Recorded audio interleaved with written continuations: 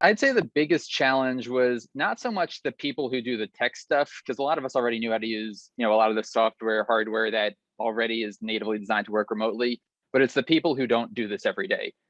Mostly the talent, specifically talent and guests. Getting them to have the ability to, set up a camera for the first time, lights, having their shot look good, not, just the basic things, even upgrading their internet. That's just been a consistent challenge, particularly in early COVID. A lot of that is getting easier because people, there came a point probably 7, 8 months into the pandemic where people started showing up with their own ring lights. And that was great because it meant that people were, doing a lot of the hard, annoying work for us. But biggest challenges today are probably a lot of the people I work with now.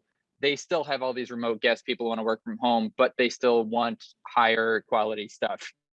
So it's figuring out the kinds of equipment and the kinds of workflows that they're able to manage remotely where we can't send an engineer to help set up and maintain it constantly. I'd say our experience has been pretty similar. A lot of what we were doing early on was client education, right? Like explaining to them what options are available, right? Like there's so many different ways you can be remote, but how do you do it safely and how do you make sure your talent is really comfortable while it's happening? So it was so much client education and like there was, I think, so much anxiety happening at the time too. People's businesses were under threat and their livelihoods were under threat. And so really being there and explaining to them that everything's going to be okay, you could totally do this, and creating an infrastructure that made clients and producers, non-technical producers, feel really comfortable and cared for and at home, that they were still in control.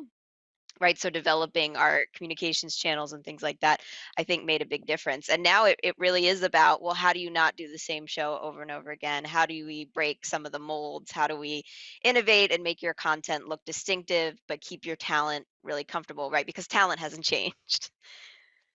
So I'll pick up on that. And it's not just about educating, it's also about sort of convincing. And, COVID has sort of forced everybody to sort of rethink the way that they do things. And, much of our sort of business has been sort of downstream of what a lot of people on this call do, is basically picking up those live signals and being able to provide sort of remote editing, and just simply convincing people who are sort of stuck in their ways with traditional on-prem sort of workflows to try something new has been, and to show them and to show how powerful that can be, has been the sort of major sort of focus for us. The good news is that you can do practically everything remote now. There are some sort of outliers, but you'd be surprised how much you can do now in a remote sort of situation. Now, as we move more and more workflows to the cloud, that has opened up a very large chasm of possibility, because now we're not locked into either a data center, we're not locked into just that on-premise resources that are there. We can do everything that we can do on the ground or in a MCR or in a truck, we can now do in the cloud. And that's amazing. And now getting people to understand that is the next step for us in our remote workflows, that's for sure.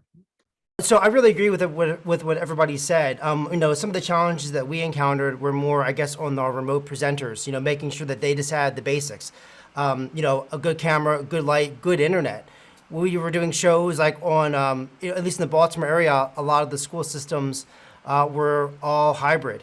So we found that on some of those days, if the presenter was at home and their kids are online doing classwork, their internet wasn't good. So we were getting a lot of dropouts. So it was just keeping that in mind, where it's not just, it's not like it used to be back in the day.